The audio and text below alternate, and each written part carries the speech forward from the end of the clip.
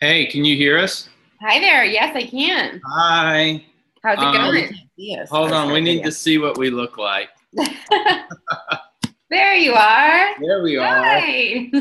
What's happening? Okay, we're gonna put this on some books so it's higher up. So Okay. that it looks down. We're gonna get our video kind of set and ready. Can you So hear I'm me? having deja vu of Cause Media days when you would put on your hats. Oh yeah. Oh, I forgot about You that. put your pants on? No, we would have. I would use all the different. When we would do a Google Hangout, you know how you can put hats on yourself and do all that. I can add to this board if I need to. Okay, well let's lift that up. How are you? I'm good. How are you? Doing well. I'm making you guys a co-host so that Oh yeah, so we can share. Yes. Can we go through the controls just really quickly? yeah. So that, we're both comfortable with it because I'm new to Zoom also. Yep. Okay. Although we've been starting to use Zoom, I like it a lot. Are you recording this? Yes, because they're all these conference sessions are recorded. Well, that's good. I was wondering if we can get a recording of it. Oh yeah, totally. Cool. Otherwise, I'd rig up how we could record it here, but I'm not that. But I So found it's all above I'm my. savvy in certain areas, and that's not one of I hear ya. I'm with you. them. Okay, look at our background. How do we look? Are we lit well? You are beautiful. Who's Christy? Who's Christy? Oh, we already have an early joiner, but that's okay. That's all right. So, do you guys want to try sharing your screen just to make sure? Yeah, that let works me okay? let me get this ready to roll real quick. And then remind me, are you going to do any Q&A at the end? I think so.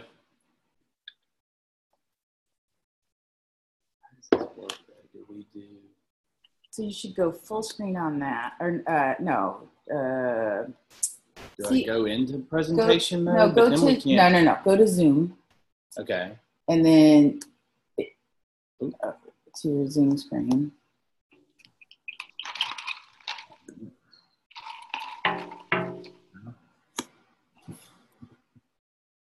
Oh, you can record here too, I think. Share screen. That should give you a drop-up menu. The arrow thing. You got to pull up the thing.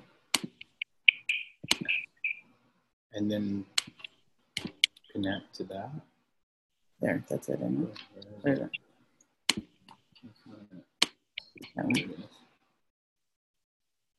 Okay, get out and then try it again so it recognizes it. Get out of share screen. Yeah, close that for a sec. Then go back to it. Here. Mom, I'll do it. Okay. Okay. I'm glad I have Amber J. Yes.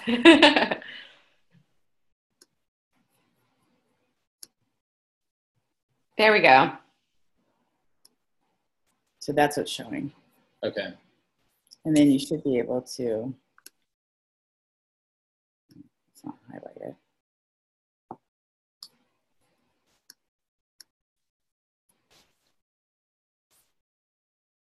Are you seeing the different slides? I am, but can you do full screens? Because right now it just has like the banner of your. Okay. So let's get out of that. One sec. Stop share. So go full screen. How do you go full screen? I think if you were in there and it said there was a view option, I think if you just go view full screen. Oh, when you're in the I think so. Yeah. No, in the sharing. Not here? No. I think let's go back Not to enter full screen from there? I think it in the presentation. My bad. Maybe. I'm pretending like I know what I'm talking about. It's all right. Then we go here, then optimize for full screen. I don't know why you have to do that, but That's weird.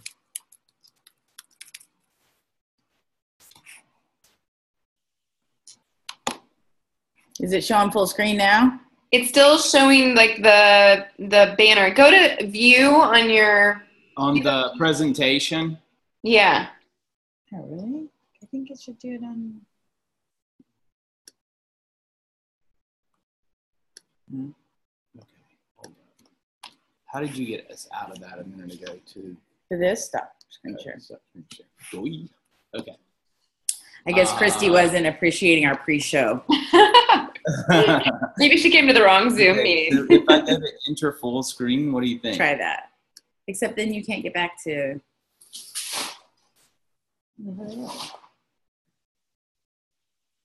No, that's not gonna be it. Look at the bottom here. What is happening here? View normal slide sorter notes page outline view. I mean, normally I would go to presenter view, but then that takes over the whole computer. Try doing that and see what Happens. Oh, that slide shit. Let me get some gum. Afraid of. Oh, yeah, I have some too. All right, hold on. I'm gonna see.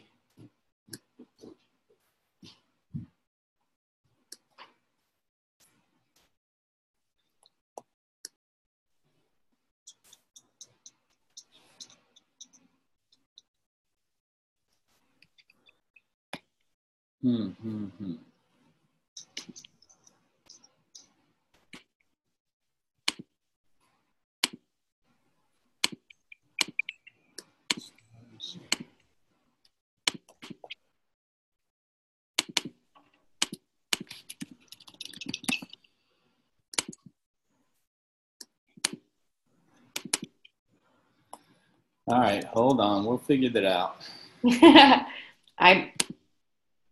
I do have an IT contact that I can. Do you want me to write them real quick and just say?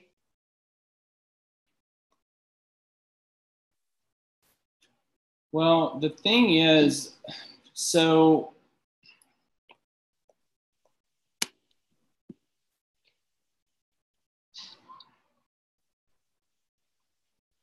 Let me ask real quick.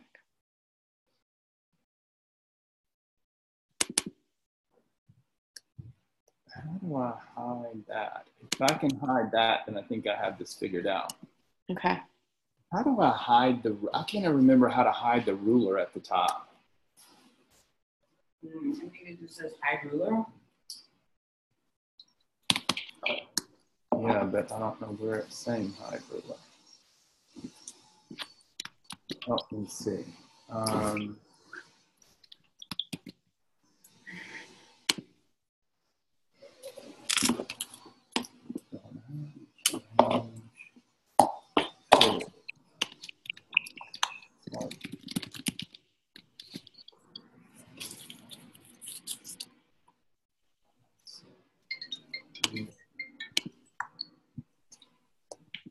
Ruler, like here? Yeah, where? In view? In view? Ruler. No, not what I want. Okay, hold on. There's a way to.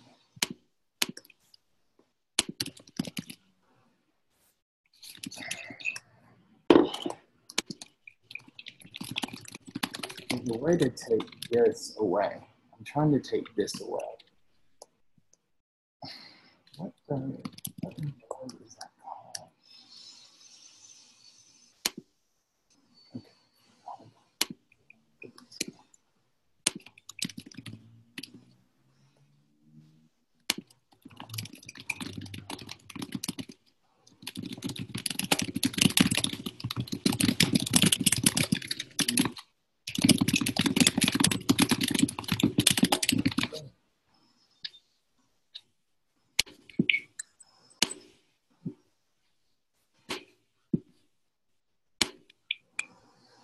Okay, but isn't the presentation going to be up most of the time?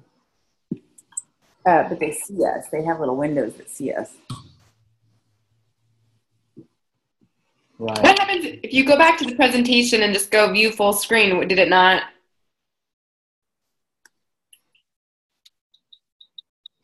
The problem that I'm having is that I'm trying to get.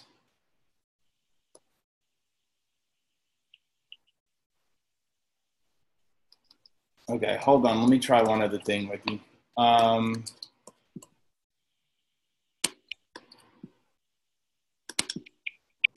All right, let me do something real quick and see. Okay. Oh, that's weird.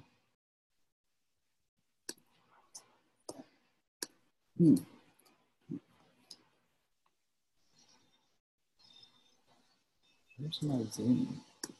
Yeah, okay. No, I do share screen and I do this. Okay, hold on and let me see then. Are you seeing my screen right now? Yeah, I just see a top. I see your like home insert design. Yeah, that's the only thing. Okay, what That was about good. now? Are Nope, we we're good? good now. Woo! You did it. Up and down. I think that we just go like that. Yeah, Okay, we're set. and I can still see you. Perfect. So Okay. here's the only question for you guys. If you're going to do a Q&A, so when everybody gets on, just so you know with how this works, they Yeah. will all be unmuted, or excuse me, they'll all be muted. Okay. They technically can unmute themselves. They shouldn't, but if for any reason somebody does that and you do hear something, feel free to just tell people to keep themselves muted. Okay. Most of the presentations I've done with this, I just had people send in their questions via chat. Do you see the chat screen, the chat button on your? Not in this view, we don't. Well, hold on. It may be up here. Okay. Yes, we see the chat. Okay. So if you want to just tell people at the front end that they can send in questions throughout the presentation through chat, it's probably the easiest. Otherwise, if you have 100 people speaking at once trying to get their question in, it's probably going to be disastrous. So do you want to manage the questions on your own, or do you want me to, like, I can also look at them and then throw them to you at the end? That's a good idea, maybe. That would probably be good. Okay. If you wouldn't mind. No. Would be good. No, not at all. So I'll talk to people via chat through the presentation, just remind people to send questions and stuff like that. And then when you're ready, just cue me and I'll throw a couple. Sometimes there's been like 15 questions. Sometimes there's been like one. It'll just depend on who you have on the call and, if, you know. Okay. It'll just depend. Okay, that sounds good. Remind me, are you thinking an hour or 30 minutes? I think that we can probably get through this in about 45. I was going to say 45. I'm somewhere in the middle. Okay, perfect. So then we'll have like however long you guys want for questions, 15 or even, you know. Perfect. For Q&A. And I will hide myself because you don't need to see me. Yes, we do. No. Okay, so let's keep looking through the slides. I'm going to go on mute and we can keep talking through this. Yeah. Okay.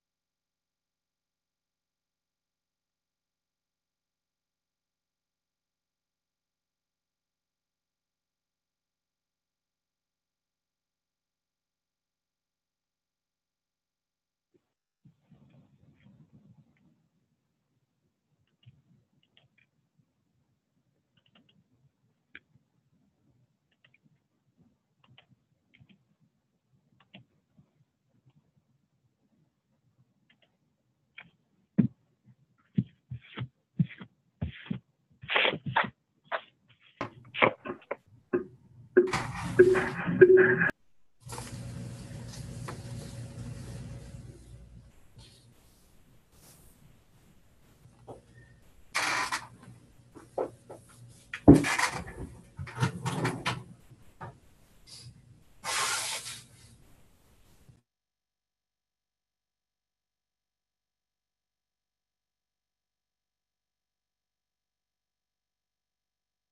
to you.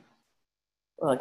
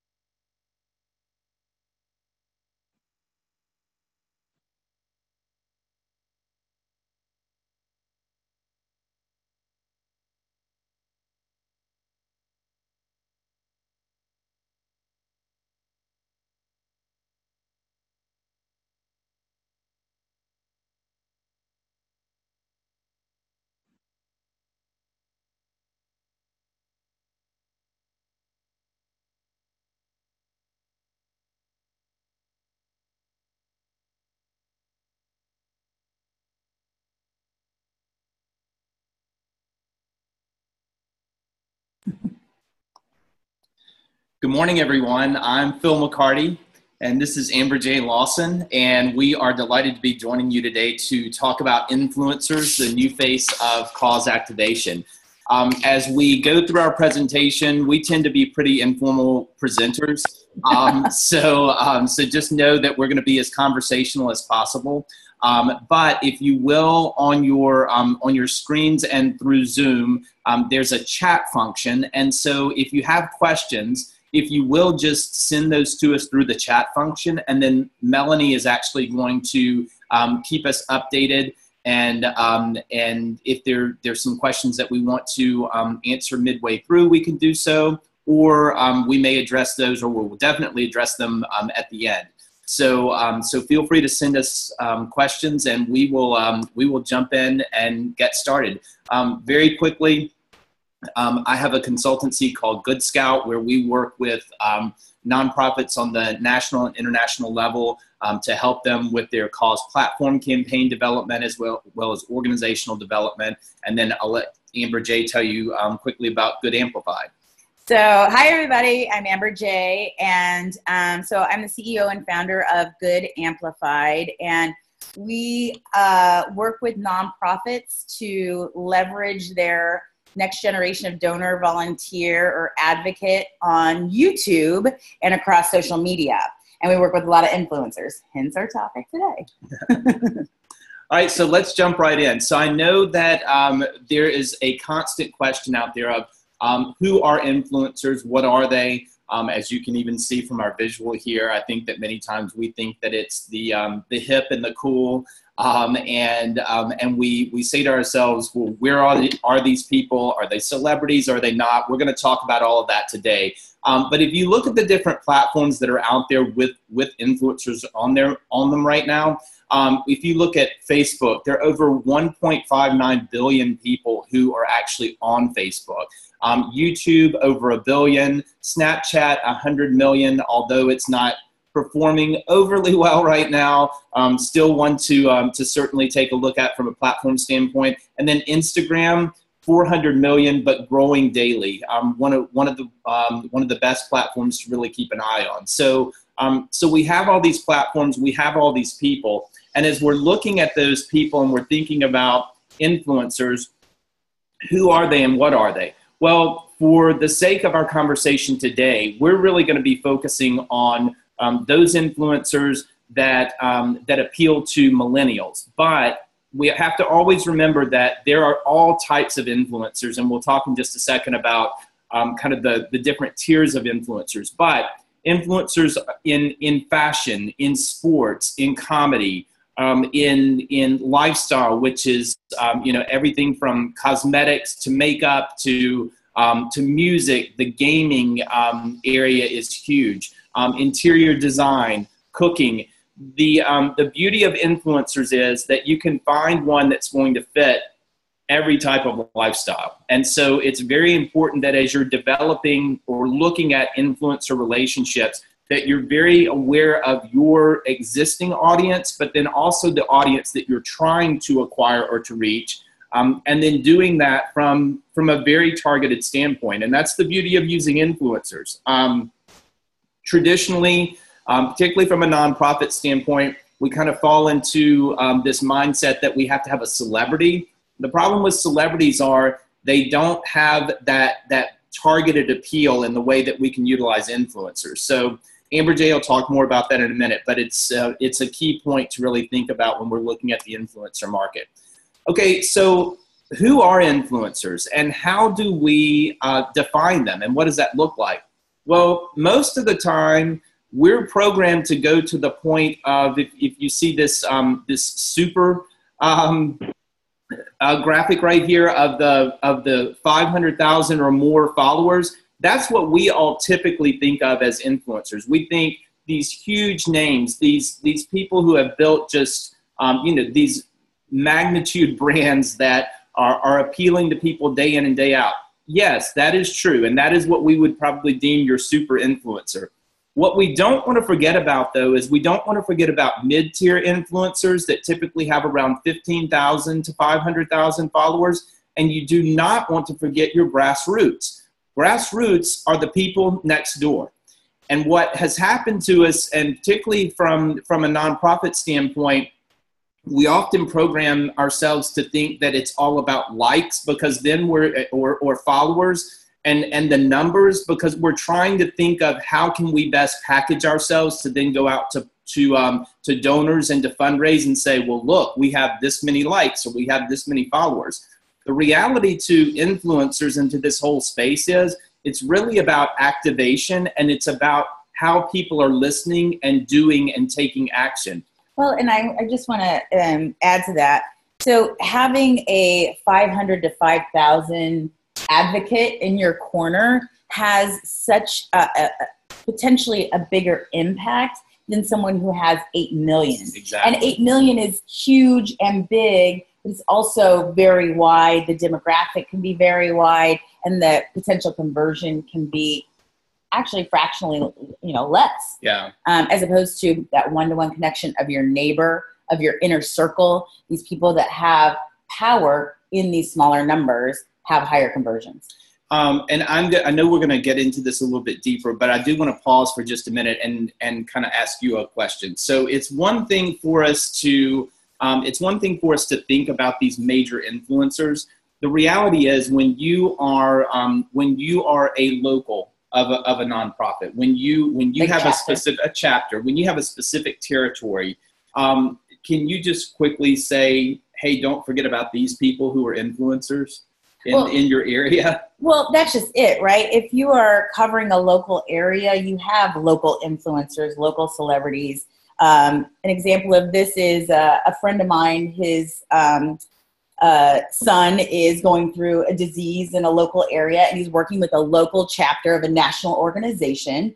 He's a big influencer on YouTube, and he's creating a video on the local level. That's a local story. He's connecting with the community, and the impact there is so much more tangible and real, and creates more community, and it drives people into action. Yeah, good. Thank you for that. Yeah. So real quick, when we are looking at this at this millennial set, one thing that's really interesting and what we're seeing and it's just the facts now is that millennials are more enamored with and excited about YouTube stars than they are celebrities from film, television, music. So that really speaks volumes, because we've really shifted from this culture of the big name celebrities and everyone really looking at them as the A-list, and there's this whole new A-list that's being created, which is YouTube is taking over. Exactly. And it used to be like, there they are in Hollywood, and they're like in this fantasy world, and these people you can actually contact and touch and interact with in the virtual space, which is like this whole deeper level of connection. Yeah. That we get to leverage as organizations making an impact on the planet. Right. There you go. Right? Yeah. Can you guys hear us okay? I know I'm talking this way. I hope you hear okay.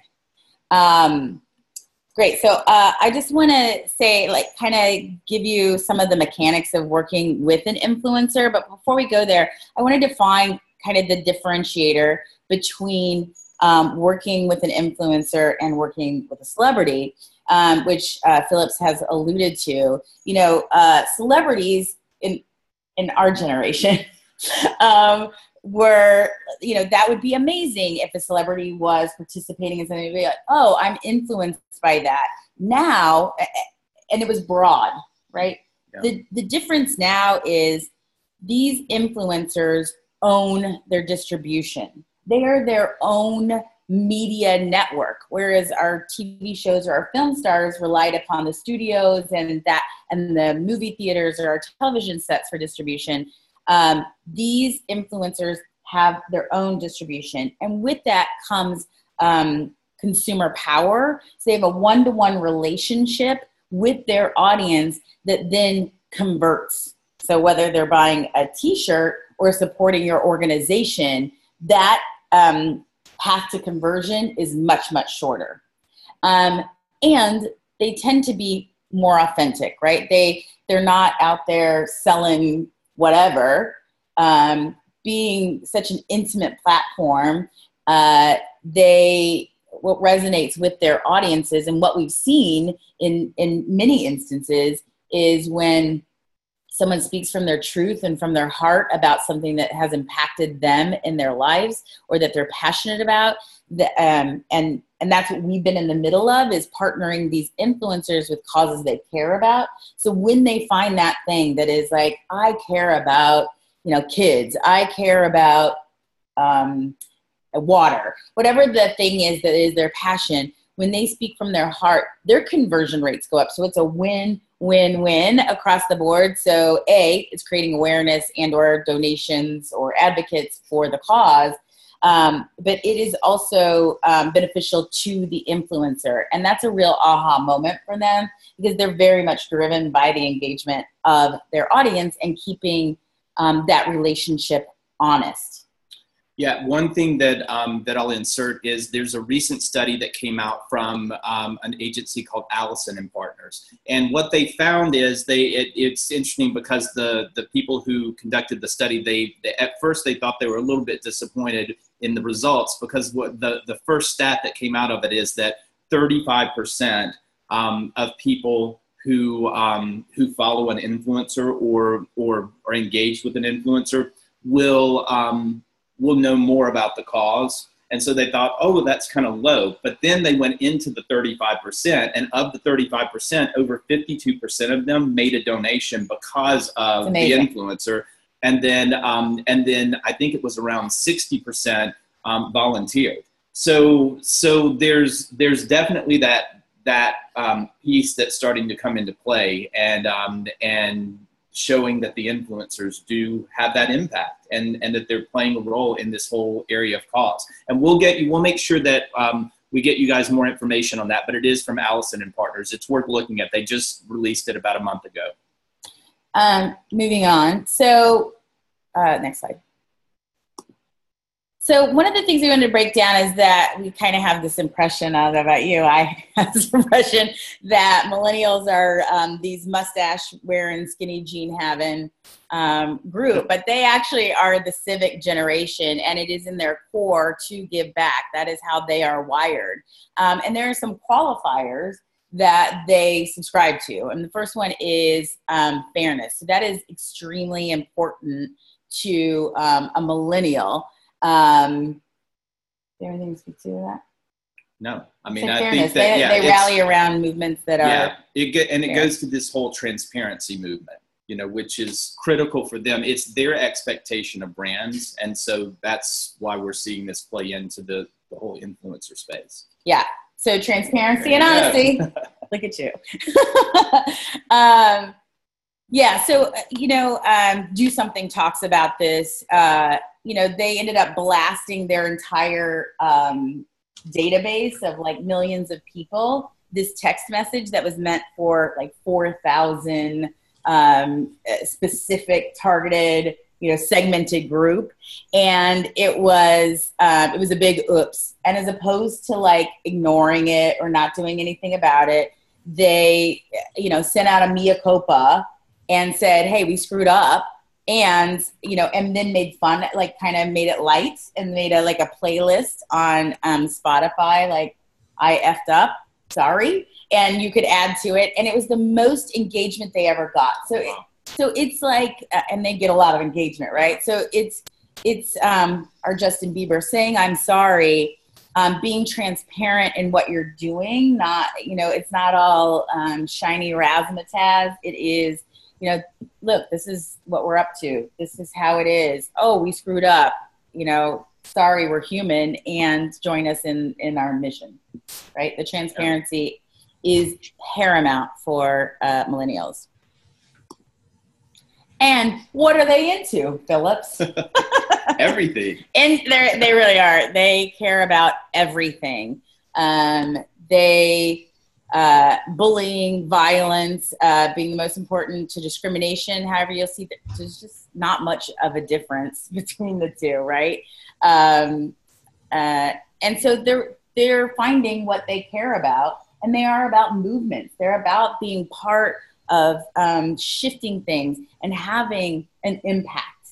They really want to see where that impact is. And I think that goes back to transparency and saying, hey, this is what you made a difference in. This is how you caused X, Y, or Z to change or be better. Right. I think, too, that one of the key terms that Amber J is bringing up is movements. And so we have to make sure that we are looking at this generation in a little different way. So where we have been programmed and accustomed to traditional fundraising, this segment is very much about movements and about activation and about how can I help move a needle. So in order to engage them as potential fundraisers or potential donors, we first have to start with this whole influencer segment, helping them create a movement and helping utilizing the influencers as people who can help us create a movement that then brings potential donors in. And I will say something about, influencers and movements. They want to be a part of a movement also, right? Mm-hmm. So one of the things that I think I've seen be ineffective is putting all the pressure on one influencer to carry the weight of a campaign or to start the movement. But if they know they're being supported by, hey, we're doing this in store, or this is how we're activating in our community, and then these are the other people or touch points that are supporting, they feel like, oh, I get to be part of a team. Because like YouTube and these platforms can be a lonely sport, frankly. I know it looks all razzmatazz, but to feel supported and to feel like they're part of the movement and are amplifying the good. Thanks. Anyway, so I'm just saying that so when in partnering with an influencer, having the whole ecosystem to support them only helps them do more, and that they'll go above and beyond whatever deliverable you may have with them, and get inspired to do more. That's great. Giving people value. So March of Dimes is an influencer. I was checking out, the brand recognition is huge. And I was checking out your YouTube and your Facebook and your Instagram. You are an influencer. You saw the numbers. You see where you sit in the game. You have impact as well. So it's not like you are not a player in this game. And actually, in partnering with influencers, that's a big thing. They're not, carrying the entire load. You already have a base that they can build upon and add to and help activate along the way. So just know you're not like swimming out there alone. You're in the pond with them as well. And the other piece is, and I think this is a real aha moment for a lot of people I talk to, is just broadcasting your message or your campaign is great, but what social media really responds to is bringing value. So we call it the Hero Hub hygiene. So you have your big hero content, your videos, your influencer stuff, your hub, your ongoing storytelling. But hygiene, or how-to, is the real workhorse of this entire ecosystem. And how-to is, what would you search online to find your organization?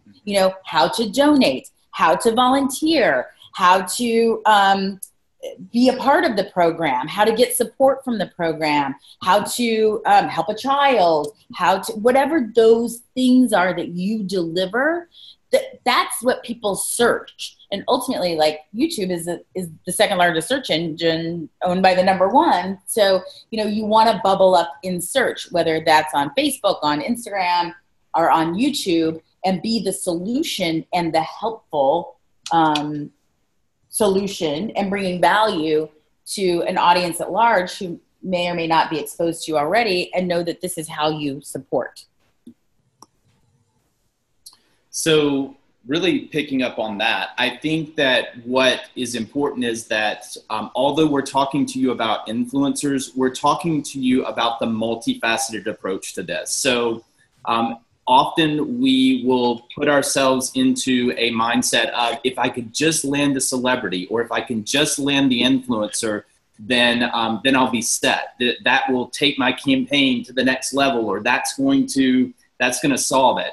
The reality is that that's just one piece of the entire ecosystem of it all, as Amber J was saying. So you have to look at the ecosystem, which is, you have your nonprofit, you are able to land an influencer, but then you can't forget about the whole activation around the people, the audiences that you're going to engage in. You can't forget about the tools and resources that you have to optimize and maximize. So you can have an influencer, but you better make sure that if you, for instance, develop a relationship with an influencer on Instagram. You had better be somewhat savvy in Instagram. You can't, you're going to have to still manage the campaign.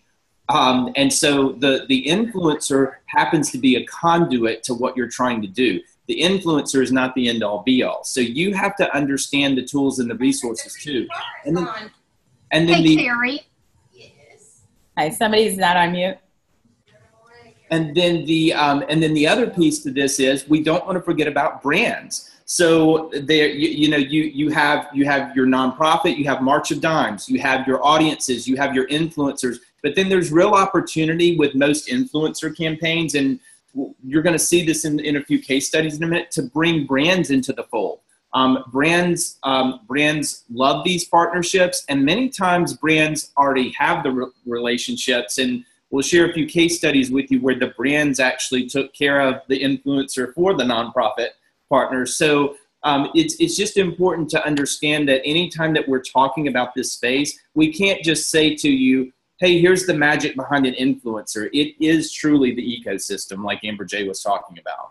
And the more support they have, the more you kind of get out of the relationship. Exactly. So this is a little primer, if you will, on the steps, that kind of how to work with an influencer to kind of get your wheels a-turning. And I think we've kind of teed up a lot of this. So identify a right fit influencer. So when we were talking about, like, is it a music influencer? Is it a lifestyle? Is it a mommy blogger? Is it, who are we trying to target, and who speaks the, truth and authentically through that? Then they like to work with you. So you need to have your goal. What's your goal? Is it, do we want donations? Do we want awareness? Like you need to have that, but then partnering with that influencer to ideate what is most impactful for them and their audience will 10x everything that you do, right? So setting the goals and expectations. Are you? We're gonna drive donations. We're gonna have 3 videos over the course of 3 weeks, and they're gonna drop on Tuesday. And it's Transformational Tuesday, and across the organization, we're gonna support this, and you start like setting the expectations. And what do we want? We want to raise $10,000. We want to raise $10 million. Like what is our measure of success? And then allowing them the creative control to go out and do it. One of the guys we work with he does pranks, and now he does pranks for good. And, his version of creating awareness for cancer was a sun lotion here at Venice Beach, going up and pranking guys, like these beautiful girls going and rubbing the sunscreen on, and then he turns around and it's like this big dude, right? Now that may not be what you normally do as a PSA video or your content, but that video has over 1 million views in like 2 weeks. And so the awareness that got out from it and being authentic to who he is and who his audience is going to impact that 18 to 32-year-old male that they were trying to create awareness around. So I can't stress enough on this piece, because so often when we are looking at our organization and we are setting our brand guidelines and what our expectations are for our brand, the influencer space, you really have to allow, you have to give them this openness. So you can typically set a few brand guidelines in place, but then you have to let them take that and run with it. It's the only way that it's going to work. So it kind of goes back to it goes back to that whole authenticity piece, in that they have to be and they want to be, and really will not engage with you unless you allow them to be authentic and be themselves. So this is an area that from a brand policing standpoint, you have to really, you have to soften, and you have to let them do what they're going to do, because that's the magic and the beauty of it. Yeah. And then, figure out how you're going to measure the success. Like, Is it views? Is it conversions? Is it, what that is, so that you can say, hey, that worked. And then be prepared to pay. Again, when you're thinking of launching a campaign, you have to buy media, right? Or you do some sort of bargain. I will say this, they're not charging what they would charge Amex to do a campaign, but they have hard costs, and they know the value of their distribution. And so just know some will absolutely donate their time and be engaged and go all in, but others, and those others may be the people you need in your world to achieve your goals, that paying is on the table. Yeah, and this is a pretty big shift too, for us when we're looking at it from where we all often sit in that nonprofit chair, and that is that we've always had this mindset of our organization has a policy of we don't pay celebrities. We only have authentic celebrity relationships with people who really want to support us, and we don't pay. This is a very different realm. It's a different world. It goes back to what Amber J was talking about, in that this is their business. So while a celebrity acting or music may be their business, the actual business piece of that is the show that they're making, or the movie, or whatever the case may be.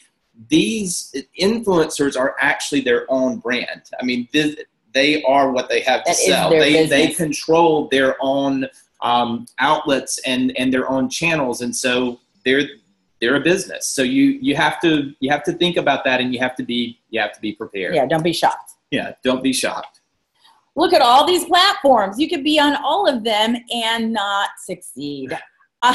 The whole point of this is pick double down on a platform. When you're working with somebody who is a YouTube star, that is where you want to double down. If it's on Instagram, wow, that's the old Instagram logo, isn't it? Yes, it is. That you just double down on that platform. You don't have to be on 100 different places. Right. Spread you a little too thin. Yeah. Not that you shouldn't have awareness or obviously be pointing to the campaign on all the platforms that you service on a regular basis. But certainly when working with an influencer, double down on the platform that they're on. Yeah, and this is a really great example of the ability to be very targeted with influencer campaigns. So to your point, if you do want to go to different types of audiences, if you want to skew a little bit older, maybe you really do focus on a Facebook campaign that you create with an influencer there. If you want to go into that lifestyle area and do something very different with an Instagram influencer, then focus it there. But don't expect that influencer to carry you across all the platforms. They typically, there are a few, most of the time, business influencers kind of have a following across the board where they'll have Twitter and they'll have Instagram and what have you. But the ones we're talking about, and more of these lifestyle and kind of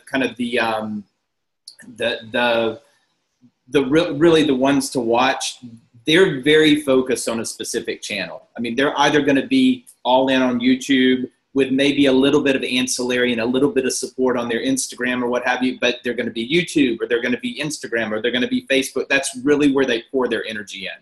So just know that that's where the focus and the concentration needs to be.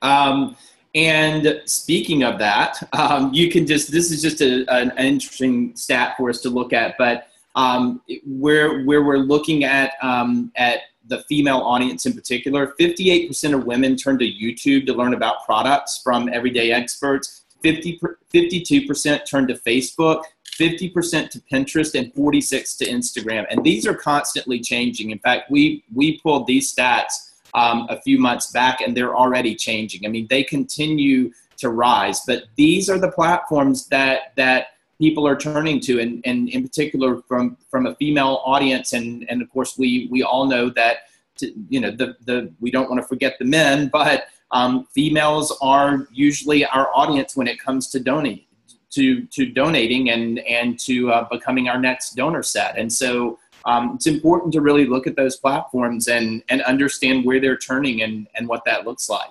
So I think what we want to do next is, tell you what, we'll take one quick, we're going to pause. Why don't we pause real quick and just look at a few of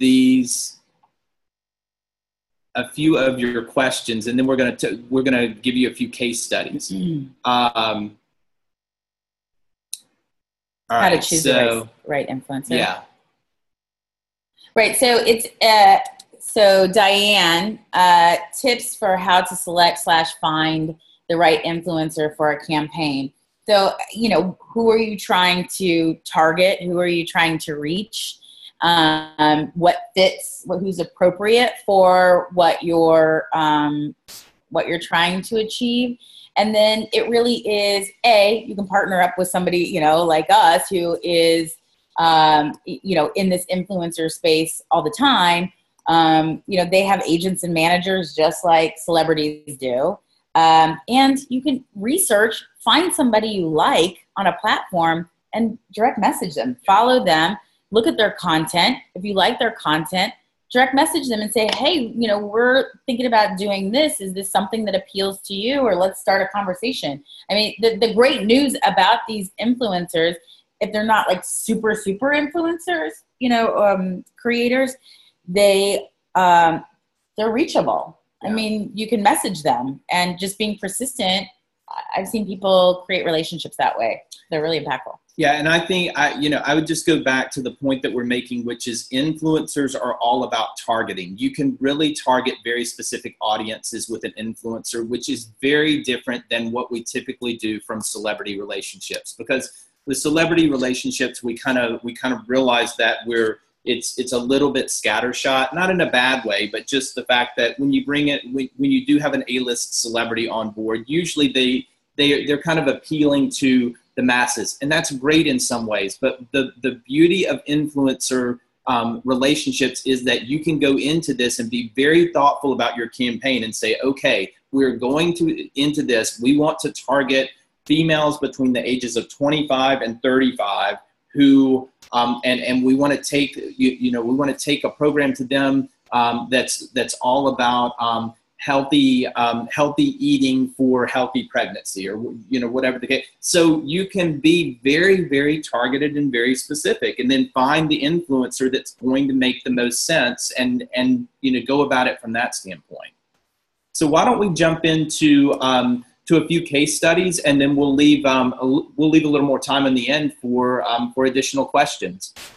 So this was a movement that we created with Teen Cancer America, where they were roaring for Teen Cancer America, roar for TCA. And the movement was to literally roar on camera. They would talk about how cancer had potentially impacted their lives, and they would roar to disrupt it. So we partnered with one of the MCNs, or multi-channel networks, called Collab, and we had 7 of their influencers that had a span of 1.5 million subscribers, and they posted videos over the course of a week. There's a Teen Cancer Week, and that was part of that movement. So yeah. Great. So, Chupathon. Yes, the Chupathon happens every year, and one of our board members and friends, What's Trending, has been doing this show, gosh, I guess for 5+ years now. And this is an interesting cross section of kind of a traditional celebrity and the online influencers, where they do a chunk of time. This case was the 5 to 9 p.m. So for 4 hours, live streaming. There was gaming on Twitch. There were live performances. They had a tweet bank where they were tweeting out and shout outs from influencers to people who would donate. So it was like a new telethon, right? It was a digithon, and leveraging their impact to be trending across the interwebs for the evening, and really expanded for the day. And then in this, they had a salacious video that went with it, with a lot of influencers, because it was with the Red Cross. Yeah. And it was, I can do it in 2 minutes. That's right. I remember that. They're like, yeah. I can do it in 2 minutes. And, you know, wherever your mind goes, your mind goes. And it was talking about getting out of the house in a fire. Yeah. And it had all different types of influencers, and that blew up. And it was, again, outside of the box, a little salacious, and then tied to this big event that kind of culminated all of it. And I think one of the things that's important to point out here is, you know, one of the questions would be, how much did they raise? Mm-hmm. And I know that this raised a nice amount of money, but yeah. it's not an over the top. What they did get out of it is they got incredible engagement, and they brought the Red Cross and that whole fire safety message to a whole new audience, one that doesn't even think about it. Exactly. So the impact and frankly the ripple effect that comes right. from that is frankly immeasurable, right? Because these people have now been exposed to a message that they weren't aware of. You think millennials are thinking about fire danger? Right. Probably not. Right. But now that Glosella has told them, they're all about it, right? They have a new awareness. So these are two examples. So when we were talking earlier about the ecosystem and I was talking about brands, these are two great examples of brands engaging with influencers, and then those influencers engaging with the nonprofit partners. So Macy's, the Red Dress campaign has been a major part of American Heart Association for many, many years now. But they have an entire stable of influencers who they pay, as you know, as Macy's the brand, they pay influencers day in and day out to carry their message and to be a part of their branding and marketing team. So what they do is they then, in those relationships, many times they will bring those relationships to the table for their charity partners and their nonprofit engagement, which is great. So Red Dress, they were able to do this with a number of their influencers. The same thing with ConAgra Foods and Kid President. They are actually the ones who brought Kid President on board for Feeding America. I bring this up so that you understand that there are different channels into influencers, and so some of your existing corporate partners, as well as those new corporate partnerships that you may have, this is a good question to ask on the front end. When you're talking to them and you're thinking about assets, you know, we're constantly thinking about what are we going to raise through this, and what's the revenue.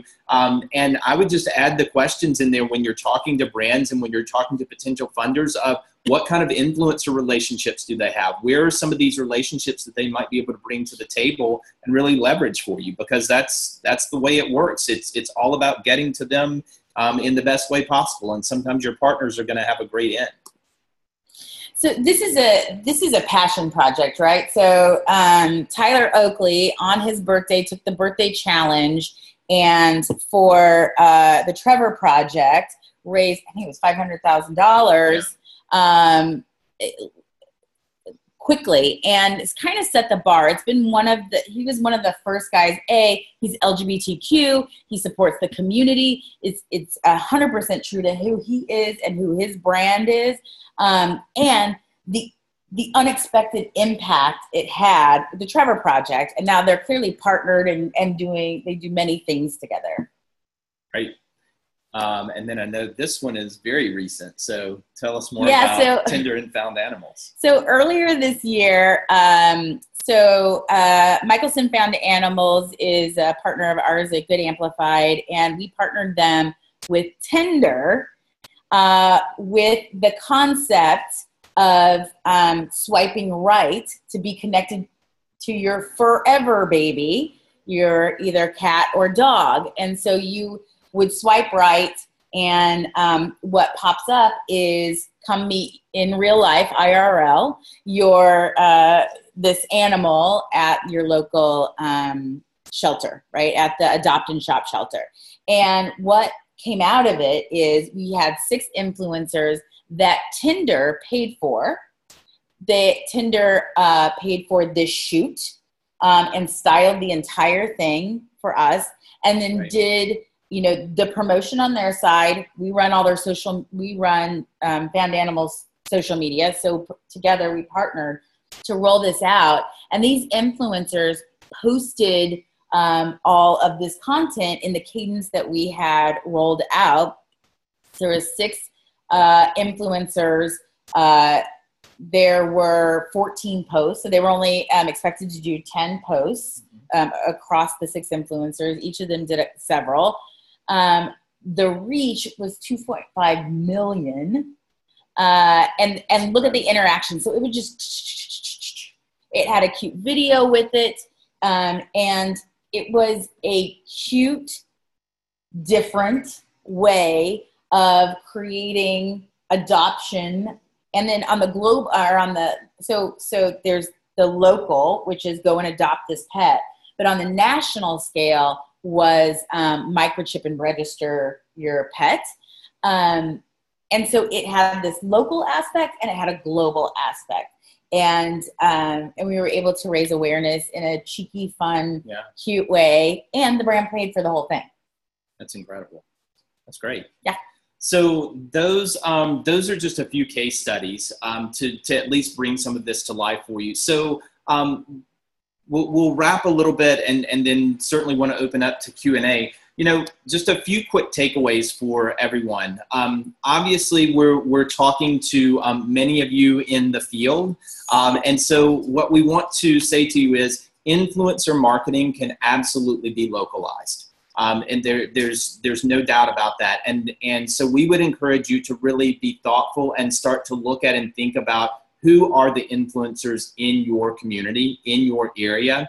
And you know, what's great now is that with social media, we can actually be very geo-targeted. We can go in and actually look and see who those influencers may be in that grassroots tier, in that mid-level tier that could be in our backyard, and also some of the super influencers for that matter. I mean, you're right there in your backyard. So would encourage you to perform some of that research. Second thing I would say is that you've heard us kind of say it over and over again, and that is, this is very unconventional. You have to be ready to relax a little bit in developing influencer relationships and understand that they have to have some of that creative control. They're going to be all about authenticity, and they are going to want to have a very big voice and a very big part in what this looks like when they're partnering with you.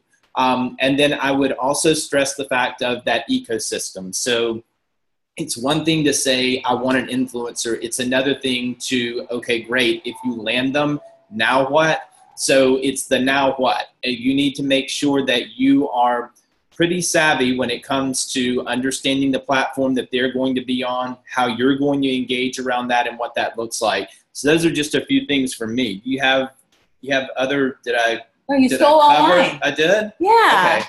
I didn't know if I covered any. Well, I think it's important to understand they own their distribution. Yeah. And like when you're buying media is part of what you do, that's part of what that is. You're storytelling through content, and this content and this person that you're storytelling with actually has the distribution, and you don't have to go buy it in different ways. And so there's value in that. Don't underestimate the value of that. Yeah, and I would say, and I think this is a fair statement, it is a value in comparison to traditional media. Oh, by far. So the investment that if you do have to make an investment, you're getting much more bang for the buck. Exactly. Because of the ability to target, because of their audiences and the engagement and the reality, and that you can actually measure this and take away from it, as opposed to the blanket of traditional media. Good point. Yeah. Okay. Great. So I think we had a couple of other questions that came through on chat, but we certainly want to leave time now for other questions. So let's see. See if we have anything else. We've answered one, but if anyone else has other questions, feel free to Chat us up. Chat us up. If there's anything else. Oh, we solved all their issues. I think we solved everything. Hallelujah. Here we go. Can you talk about the competitive marketplace? So, yes. So, when you start to look at what does this look like from a nonprofit standpoint of how many nonprofits are really engaging with influencers, and what does that look like? I will tell you that I still think it's a very much an untapped area. It's getting much more popular, but here's the beauty of influencers. There are a lot of them, and there's the ability to be very, very custom with this, and to not be going to the same people. The one thing that I see with celebrities, particularly in the nonprofit space, is I see nonprofits and the various nonprofits that I've worked with, almost everyone automatically brings up the same people. They always say, "Oh, well, they want George Clooney." Yeah, it's like, I want George So Clooney. do I. I want Taylor Swift. I want, the list goes on. It's almost like everyone thinks that there's kind of this group of about 10 to 15 who are the magic ones that, if we only had them. And that's kind of what I love about influencers, is that there are so many and so many different types that you can be so customized, and you're not necessarily going to run into your competitors. And I will say that, just to add on that, that there is kind of there is a bit of a fight for the top people, right? And to Phil's point, those aren't always the most effective and impactful. And I also don't think it's like a scattershot thing, like just get me an influencer, and it is, who is the right one? Give them the real appeal to their heart, get them connected to the cause and why they would even want to do this. Take the time, because it's much more valuable than, hey, just doing a deal and come make a video for us. Why aren't you making a video for us? Well, if I'm connected, I'm going to be in beyond one video. I'm going to be in for life. Right. So let's build our relationship together. And that's another piece, is like building slowly. Great. You want to tweet our Giving Tuesday or our giving season campaign? Great. That's actually another thing to look at, is who is retweeting you, who is reposting you, and reach out to them and say, hey, I saw you repost. We'd love to talk about how we can work together in a deeper way, and have taking the time to build that relationship, because they're not a tradition. They haven't been primed like a traditional celebrity who has been groomed to go out into the world. If they're a mid-tier influencer, they may not have a agent or manager fielding their calls and their incoming, and you can appeal to them and create a lifelong relationship that will be low to no cost, that will have huge impact. That's great.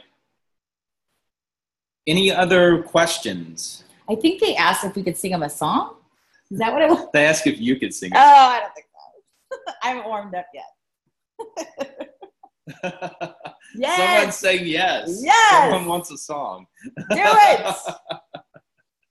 What would be our song? I don't know. We would have to. I don't know. We'd have to think through that.